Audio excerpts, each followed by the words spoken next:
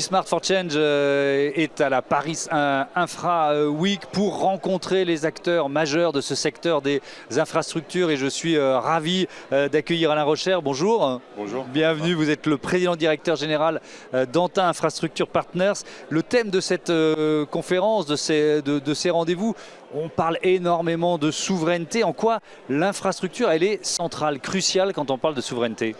Alors, d'abord, les infrastructures ont comme caractéristique d'être très locales. Donc, on pourrait penser à des réseaux d'électricité, des réseaux d'énergie, des réseaux téléphoniques, de fibres. On pourrait donc penser que la question de la souveraineté est réglée par la nature même des actifs. En fait, pas du tout. Si vous pensez, par exemple, aux data, et la fibre, par exemple, ou les data centers sont à propos du traitement des data.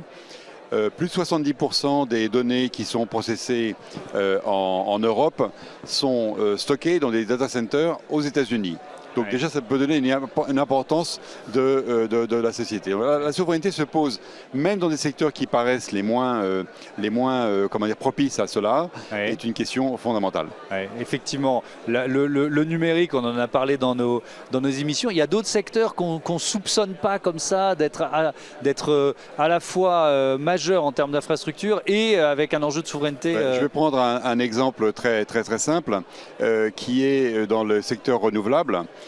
Encore une fois, le soleil qui va alimenter les turbines, les fermes solaires ou le vent qui va alimenter les turbines est évidemment très local. Une fois que j'ai dit ça, les panneaux solaires et les turbines sont fabriqués à 70% en Chine. Donc un produit qui paraît extrêmement local, en réalité, est très dépendant de contexte géopolitique.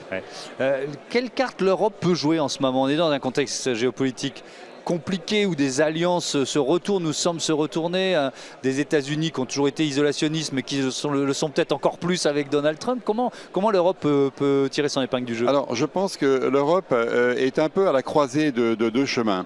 La première chose, d'abord, c'est qu'il y a une vraie conscience des problèmes de souveraineté qui a émergé.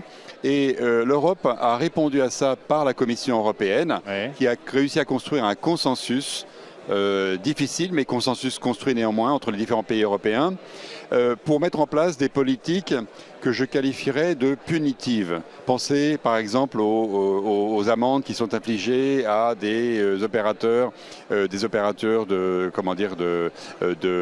d'Internet, les GAFA, etc. Bon. Je pense qu'à l'avenir, ce qui va être important, c'est de mettre en place des politiques volontariste de réindustrialisation des infrastructures et des productions de matériel d'infrastructure en Europe. Et ça va bien au-delà des politiques de rétorsion tarifaire. On va terminer en parlant d'Antin, puisqu'il y a eu 3 annonces récentes d'acquisition. On peut y voir le signe que le marché de l'infrastructure repart en Europe. Il y a Aquavista qui est un opérateur de marina en Angleterre, Swiftair, leader européen du cargo aérien. Et puis on va parler de Matawan. C'est quoi Matawan? Alors Matawan, comme vous le voyez, c'est un opérateur de paiement dans les transports publics. C'est une société qui a été créée en France et qui s'est très bien développée notamment aux États-Unis et dans d'autres pays européens.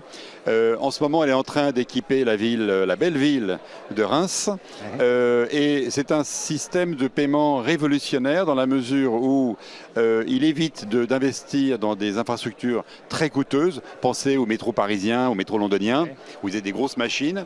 Là, au contraire, vous avez sur votre iPhone, vous avez un smartphone, vous payez des unités et vous déchargez des unités quand vous montez dans les transports en public. Donc c'est une révolution qui est extrêmement importante parce qu'elle allie l'efficacité avec un usage modéré des investissements pour les collectivités locales. Merci beaucoup, merci Alain Rocher et bonne Paris Infra Week. À tout de suite, à très vite sur les antennes de Be Smart for Change.